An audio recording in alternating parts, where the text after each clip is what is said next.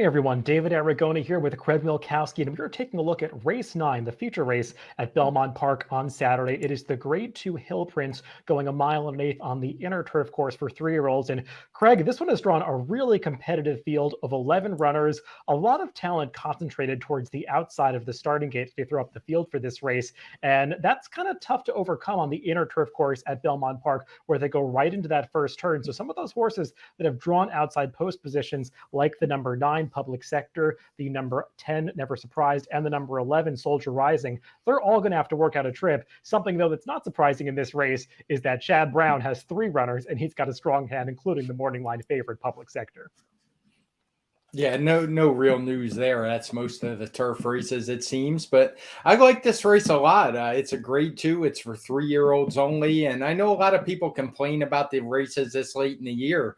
But hey, if they keep drawing fields this big, I'm all for them. And I'd almost suggest let's start rating 4-year-old only races. I say that facetiously, but this is a great betting race. No, I agree with you. These 3-year-old restricted races towards the end of the year, they typically draw nice fields, and that's no different with this one. You've got a really interesting field with horses coming in from all different directions. Let's see how the Timeform US pace projector sorts them out with regard to the front runners, because it does seem like we've got a few horses in this race that do want to be forwardly placed, particularly, Craig, the number 10 Never Surprised, as Kendrick Carmouche, who's getting back aboard him, is going to have to find some way to get this horse to the front end from the outside, because I think something we've learned about this horse is that he does do his best running when they ride him aggressively. Yeah, for sure. He had that one disastrous trip at Gulfstream where they rated him, and that's was his worst race speed figure wise. Not even close to the others. He's a quick horse, so if any horse could do it in this division, it would be him. He's kind of at the mercy of the other riders inside of him, though, because no matter how fast you are, you don't want to just gun to the lead. It's probably the right move, but it's going to take some starch out of you. So I'll be interested to see. I suspect he's going to be able to get pretty good position in here, heading into that first turn. As I said, we've got horses coming in from a variety of different races, though we do have 4 horses coming out of the same race, the Grade 3 Saranac at Saratoga. Let's take a look at the stretch run of that race where Public Sector ran down the speed horse we were just talking about, Never Surprised. And Public Sector, Craig, I think he's coming in as the most reliable horse. He just seems like he shows up every time for Chad Brown. Maybe he doesn't have the flashiest speed figures in the world, but he just knows where the wire is, and he has a way of getting the job done. Never Surprised. Did you think he had much excuse here to lose? I mean, I guess the only excuse would really be coming off that long layoff, but I'm not sure that's as big a deal on turf. Horses seem to handle layoffs a little bit better, so I don't give him too much of an excuse. He was clear. He had every reason to win. He went slow early, and he just got run down by what was a better horse. It's interesting what you say about Public Sector. He has actually improved his Timeform US speed figure every single time out, but it's been in really small increments. He started out with a 79 and he's worked his way up to a 113. So I'm not sure what to think of him. It wouldn't shock me if he won, but he doesn't really have any edge over this field. I think the mile and an eighth distance of this race is an interesting monkey wrench that gets thrown in for a lot of horses, because most of them have been competing either over shorter distances or much longer distances. We'll get to some horses in that latter category in a second. As for Public Sector, I agree. He just keeps getting better. I'm not that concerned about the mile and an eighth with him as a son of Kingman out of a Montjou mare. Just seems like a horse that's doing well right now. You're probably not going to get much price, though, with Chad Brown in his corner and Irad Ortiz riding. As for Never Surprised, if we take a look at his past performances, he's a horse, unlike Public Sector, who came right out of the starting gate in his first race with a big speed figure, and he's been fast for his entire career, pairing up those 114s as a 2-year-old. Like you said, the layoff last time maybe messed with him a little bit. We could see a sharper effort this time. Also, I thought that Louis Sai, as a typically an aggressive rider, maybe tried to rein him in a little bit too much in the early going by the stands the first time. You could see Never Surprised really throwing his head about, just fighting the restraint a little bit. So maybe this time he'll be a little bit more willing to settle for Kendrick Carmouche. Yeah, that's the thing. I mean, we know he's a fast horse. I remember when he beat Hard Love, that one came in with a similar running style and an equally flashy figure. So he was able to outrun him. And you know me, I'm a fan. Just let the speed horses go. Don't worry about rating them, even on the lead. Let them run. Now, I was talking about some horses that are cutting back in distance for this race, and that definitely applies to the two horses that are coming out of the Jockey Club Derby. Let's take a look at the stretch run of that race as Soldier Rising finishes second in this one, and Slicked Back finishes third for the Brad Cox bar. Now, Craig, I think we might have a bit of a difference of opinion about this race. I question the quality of what was behind the winner Yabir here, but no doubt that these two handled the distance on this occasion, and both of them might appreciate this slight cutback. Yeah, that's actually what I'm hoping when we get to the selections. You'll see I actually like both of these horses. And I mean, this is a race, it is not graded, but for all intents and purposes, it's a graded race. I mean, you just have to look at the purse. It just hasn't been around long enough to get that official designation. So I actually think it was a pretty strong race. The speed figure for both of the two that finished second and third was pretty good. They both got 117 showing in their PPs for this one, and that makes them really strong players.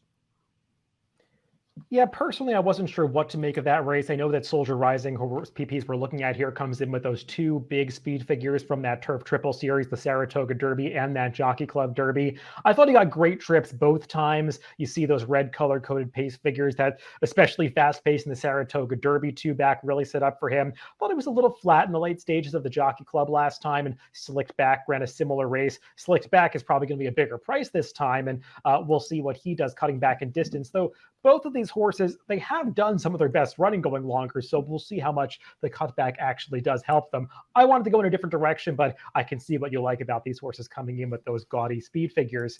Let's take a look at another Chad Brown runner coming out of the Better Talk now. That's the winner of that race, Sifting Sands. Let's take a look at the stretch run of that Saratoga Stakes event. And Sifting Sands, Craig, in Saratoga, was a horse that got no respect despite going out for such a powerful turf trainer. He was a big price when he won two back, and in this race, even so, coming off that win, he was let go at 8-1, got the job done again. Yeah, maybe it was one of those cases where they say if you miss the wedding, don't go to the funeral or whatever it is, that old racetrack saying. But a lot of people still didn't jump on board last time, and he was able to win at 8-1. And I imagine he's going to be a price in here. And personally, I'm expecting him to run pretty well. I don't think there was anything fluky about either of those wins. He got a 116 time form US speed figure in that Better Talk now, which is actually faster than Public Sector's ever run. Yeah, from a speed figure standpoint, Sifting Sands and Public Sector are right on par with each other. Personally, I think Public Sector is coming out of the tougher races. I question the quality of that Better Talk Now, which was a restricted race that Sifting Sands won last time. I know it got a big speed figure, but some horses have already come back out of that race and regressed a little bit. I just wonder if it's really as strong a race as that 116 makes it seem like. Sifting Sands, though, definitely a horse that's improving and one that I know that Chad Brown always thought highly of. And like you were saying, I think he could be a decent price once again, because these Chad Brown horses that are ridden by Manny Franco, when he doesn't reach out to one of the Ortiz brothers or Joel Rosario, they typically go off at bigger prices. And Manny Franco, who does a great job riding the Chad Brown horses, he's on Sifting Sands once again. I think we covered the major contenders, but there are some bigger prices in this race that you can also make a case for. I know one that I'm interested in is the number 5 War Bomber. Let's take a look at his last race when he won first off the claim in the Toronto Cup up at Woodbine. You see him in that red cap with the white and red striped silks in behind horses. And Craig, I like this turn of foot that he displays coming through between horses to win this race pretty decisively. Yeah, I was a little surprised when I saw your selections for this race and that you had him in there. But I mean, his last race was pretty good. I'm a little suspect personally of that Woodbine form. I'm not sure it's as good as what we have here. As you said, it was first off the claim for $25,000. But hey, the horse is going to be a price. His speed figure's right there, so I'm certainly not going to knock anyone that makes a bet on this horse.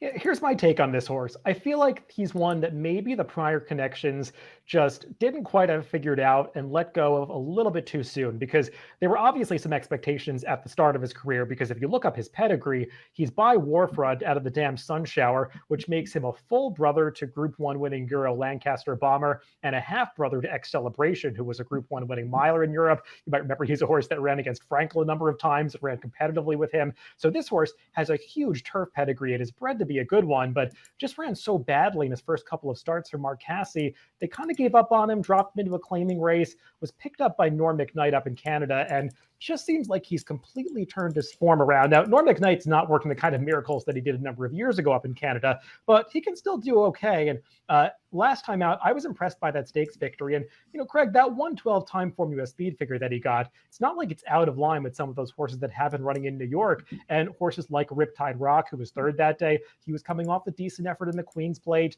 There are good horses up in Canada that he was running against. And I just think he might be one that is finally come around and could be a wild card in this race that I do believe is going to be a big price. So let's throw up our picks for this race. Obviously, you can see Craig and I went in completely different directions here. We're both going for price horses, though. I landed on that aforementioned War Bomber, the Canadian shipper. I think he's going to be a price, and I'm hoping that he can handle the step up in class.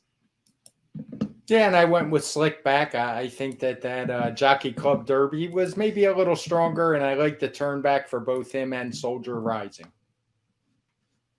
So it's the number 2 Slicked Back for Craig, the number 5 War Bomber for me, as we both go against the favorites in this extremely competitive Grade 2 Hill Prince on Saturday at Belmont Park. Thanks for tuning in. Good luck if you're playing this weekend.